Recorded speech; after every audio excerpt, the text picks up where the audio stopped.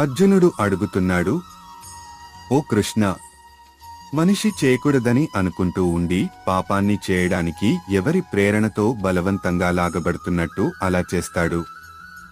శ్రీకృష్ణుడు సమాధానంగా చెప్పారు, ఇది కామం, అతిరాకాంక్ష మరియు క్రోధం, కోపం రూపంలో ఉన్న శక్తి. ఇది రజోగుణంలో పుట్టింది. ఇది అత్యంత తినివేసే స్వభావం కలది, మహాపాతక రూపమైనది. దీన్ని ఈ లోకంలో నీ శత్రువుగా భావించు. ఎలాగైతే అగ్ని పొగతో, అద్దం మలినంతో, గర్భం గర్భాశయంతో ముసిరబడిపోతాయో, అలాగే ఈ ప్రపంచంలో జీవుల జ్ఞానం కూడా కామంతో, అభిలాషతో ముసిరబడి కప్పబడి ఉంటుంది. Subscribe now and stay blessed.